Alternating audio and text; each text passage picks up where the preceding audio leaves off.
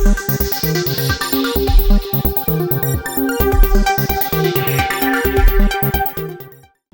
आप देख रहे हैं वॉइस ऑफ उत्तराखंड और मैं हूं आपकी साक्षी से। शुरू करते हैं आज के टॉप बुलेटिन। उससे पहले एक नजर हेडलाइंस पर।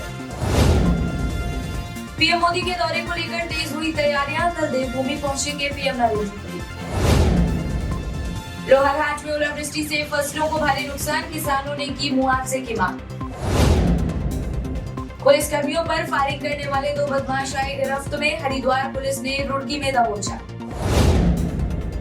हरिद्वार जिले में नवनिर्वाचित ग्राम प्रधानों ने संभाला कार्यभार, दिलाई गई पद एवं गोपनीयता की शपथ। और अब खबरें विस्तार से।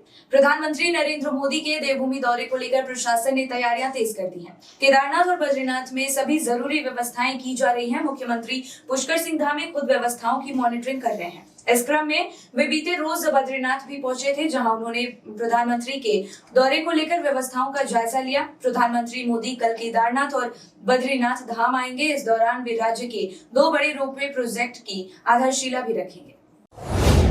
लोहाघाट क्षेत्र में हुई भारी ओलावृष्टि से फसलों को भारी नुकसान पहुंचा है। यहाँ के गंगनोला, कोआईटी, सुतेरा आदि क्षेत्रों में भारी बारिश के चलते किसानों की फसल और सब्जियां बर्बाद हो गई हैं। फसल बर्बाद होने से इलाके के किसान बेहद परेशान हैं। भारतीय किसान यूनियन भानु के जिला अध्यक्ष नवीन करायत ने बताया कि भारी ओलावृष्टि ने किसानों की कमर तोड़ दी है। उन्होंने कहा कि किसानों ने बड़ी मेहनत से फसल और साग सब्जियां उगाई थी, जो ओलावृष्टि ने पूरी तरह तबाह कर दी है। उन्होंने प्रभावित किसानों को मुआवजा देने की भी मांग की है।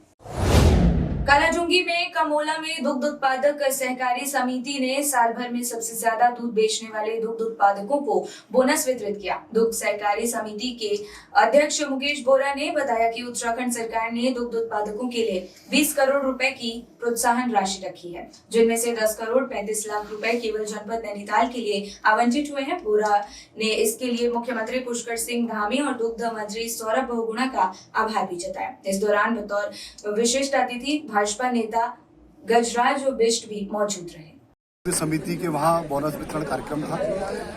आज हमारी सरकार ने कल ही जो बोनस 20 करोड़ रुपया पूरे दुग्ध संघ डेयरी को रिलीज कर दिया है, जो कि मुझे लगता है दिवाली के आसपास किसानों को मिल जाएगा, दुग्ध उत्पादकों को मिल जाएगा।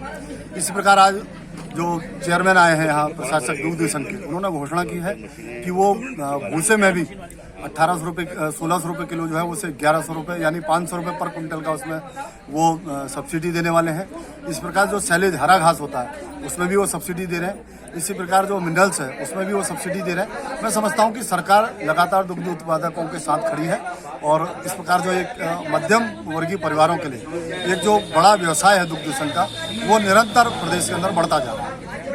देखिए, आज जो हमारी दुग्ध समिति कमोला है बहुत ही पुरानी समिति और बहुत अग्रणी समिति में है, इसका नाम आता है। और इसके बोनस वितरण कार्यक्रम में हम यहाँ पर उपस्थित हुए हैं और मुझे बड़ी प्रसन्नता हो रही है कि इस दीपावली के शुभ अवसर पर हमारे प्रदेश के माननीय मुख्यमंत्री पुष्कर सिंह धामी जी और हमारे जो विभागीय मंत्री माननीय दुग्ध विकास पशुपालन आदरणीय सौरभ बहुगुणा जी ने कल ही 20 करोड़ रुपए पूरे प्रदेश के दुग्ध उत्पादक जो 52,000 सदस्य उनके लिए जारी किया है। मैं उसके लिए अपनी ओर से उत्तराखंड सहकारी डेयरी फेडरेशन और नैनीताल दुग्ध संघ आंचल परिवार की ओर से माननीय मुख्यमंत्री पुष्कर सिंह धामी जी और माननीय दुग्ध विकास मंत्री सौरभ बहुगुणा जी का धन्यवाद ज्ञापित करता हूं, उनका अभिनंदन करता हूं कि दीपावली के अवसर पर दुग्ध उत्पादकों की महत्ता को देखते हुए उन्होंने बहुत बड़ा तोहफा हमको दिया है। और उसमें भी मुझे बेहद खुशी हो रही है कि 20 करोड़ में से 10 करोड़ 35 लाख रुपए नैनीताल दुग्ध संघ के 29,000 दुग्ध उत्पादकों के लिए उन्हें जारी करा है। तो मैं अपने हरिद्वार जिले में बहादुराबाद ब्लॉक के 76 ग्राम प्रधानों और 900 से अधिक ग्राम पंचायत सदस्यों को खंड विकास अधिकारी मानस मित्तल ने पद एवं गोपनीयता की शपथ दिलाई। खंड विकास अधिकारी मानस मित्तल ने बताया कि गुरुवार को विधिवत रूप से ग्राम प्रधान अपना कार्यकाल शुरू कर सकेंगे। उन्होंने बताया कि गेंडेखता, भोवापुर, दिनारपुर और दादूबास में ग्राम पंचायत सदस्यों का गठन नहीं होने के कारण प्रधानों को शपथ नहीं दिलाई जा सकी। उन्होंने कहा कि शासन स्तर से आदेश आने के बाद बोर्ड को पूरा कराया जाएगा। तब तक इन गांवों में खुली बैठक के माध्यम से लोगों के प्रस्ताव के लिए जाएंगे। हैदराबाद में शपथ ग्रहण प्रधानों का और ग्राम पंचायत सदस्यों का शपथ ग्रहण किया गया, जिसमें हमारे 80 ग्राम पंचायतें आती हैं और सभी का हम लोगों ने न्याय पंचायत स्तर पर शपथ ग्रहण समारोह आज करवाया है, जिसमें टोटल हैदराबाद में 9 न्याय पंचायतें हैं। 2 न्याय पंचायतों का हैदराबाद और सलेमपुर महदूद का शपथ ग्रहण समारोह हमने ब्लॉक सभागार में रखा। बाकी अन्य जो न्याय पंचायत थी सबका न्याय पंचायत मुख्यालय पर आज शपथ ग्रहण समारोह करवाया गया। इसमें टोटल 80 ग्राम प्रधानों ने आज शपथ लिया है। 4 हमारी ग्राम पंचायतों का गठन नहीं हो पाया है क्योंकि वहाँ पे वार्ड मेंबर्स जो मिनिमम रिक्वायरमेंट था वो पूरा नहीं था। इसमें दिनारपुर हो गया, दादूबास हो गया, बुआपुर चमरावल हो गया और गैंडी खाता हो गया। इन 4 को छोड़ के बाकी सभी का ग्राम पंचायतों का गठन हो गया है और कल इनकी प्रथम बैठक होगी, तो कल ही से इनका कार्यकाल हम प्रारंभ माना जाएगा। हरिद्वार जिले में पचरी थाना क्षेत्र स्थित जेबीएस इंटर कॉलेज शाहपुर के छात्रों के 2 गुटों में आपस में लड़ाई हो गई। स्कूल की छुट्टी के बाद 2 गुटों में जबरदस्त लड़ाई हुई, जिसमें कई छात्र जख्मी हो गए। इस दौरान आसपास के लोग तमाशबीन बने रहे। कालाढूंगी विधानसभा क्षेत्र के इको टूरिज्म सेंटर चुनाखान में उत्तरांचल उत्थान परिषद के तत्वाधान में बृहद स्वास्थ्य शिविर का आयोजन किया गया। इस शिविर का आयोजन स्वास्थ्य विभाग तथा पूर्व प्रदेश प्रशिक्षण प्रमुख मनोज पाठक के सौजन्य से किया गया। शिविर में लगभग 1000 लोगों के स्वास्थ्य की जांच की गई। सुशीला तिवारी बेस अस्पताल के डॉक्टरों ने लोगों की जांच करने के साथ ही उन्हें दवाइयां भी बांटी। इस दौरान रक्तदान शिविर भी लगाया गया। इस अवसर पर भाजपा के वरिष्ठ नेता सुरेश भट्ट, वन संरक्षक दीप चंद्र आर्य, एसडीओ प्रदीप कुमार और बेल पड़ाव के रेंज अधिकारी विजेंद्र सिंह अधिकारी आदि मौजूद रहे।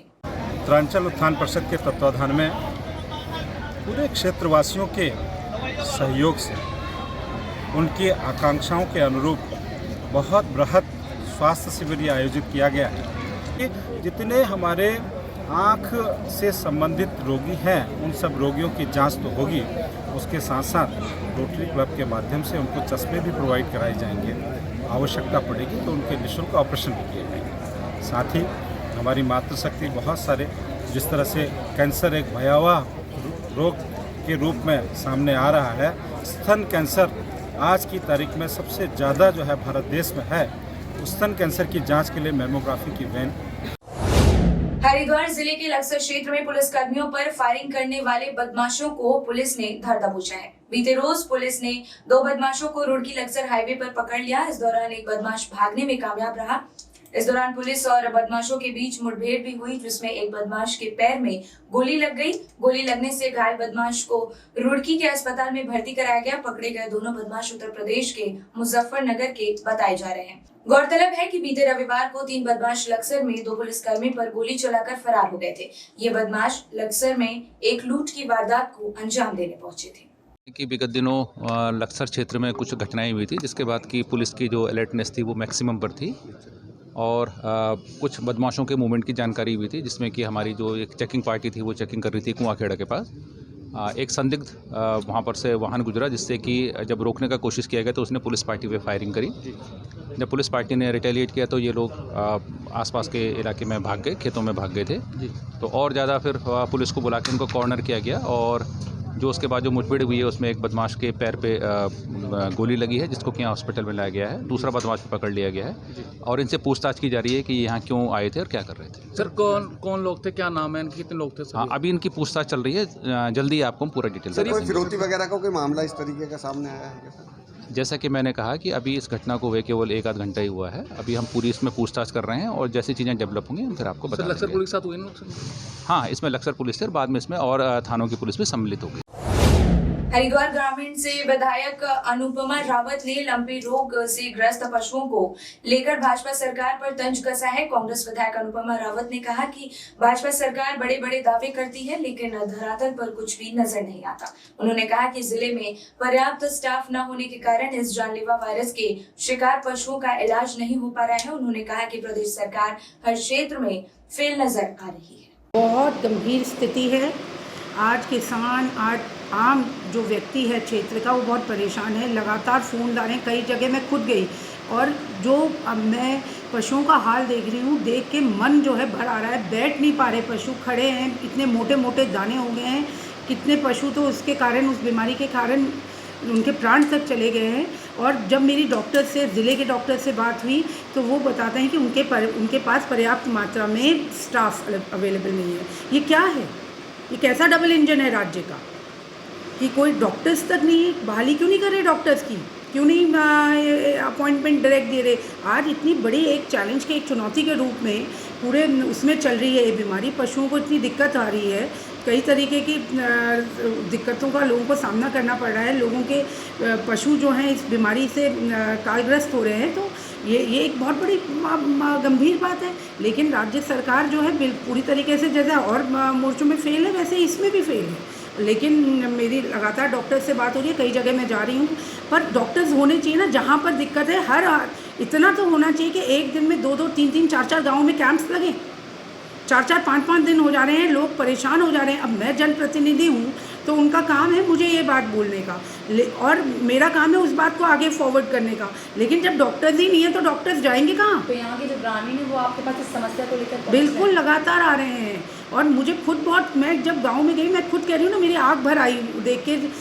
पशु जो है खड़ा है, मैंने कहा ये बैठ क्यों नहीं, कह रहे दर्द के कारण बैठ नहीं पा रहा, और 3-3, 4-4 दिन तक खड़ा रह रहा है। फिर बीमारी बढ़ रही है तो वहीं पर कोलैप्स हो जा रहा है, ख़त्म हो जा रहे हैं, प्राण चले जा रहे हैं। इससे बुरा क्या होगा? अगली खबर हरिद्वार जिले से, जहां omega marketing private limited company में कार्यरत कर्मचारियों ने कंपनी की मनमानी के खिलाफ इंसाफ की गुहार लगाई है। कर्मचारियों का आरोप है कि कंपनी द्वारा उन्हें किसी भी तरह की सुविधा नहीं दी जा रही है, यहां तक कि उन्हें वेतन भी समय से नहीं मिल पा रहा है। कर्मचारियों ने आरोप लगाया कि प्रबंधन द्वारा उन्हें गेट बंद कर अंदर ही कैद कर दिया गया है। कर्मचारियों की मांग है कि उन्हें उनका वेतन तय समय पर दिया जाए, साथ ही अन्य जरूरी सुविधाएं भी उपलब्ध कराई जाए। इस बुलेटिन में फिलहाल इतना ही। उत्तराखंड की तमाम अपडेट्स के लिए देखते रहिए वॉइस ऑफ उत्तराखंड। नमस्कार।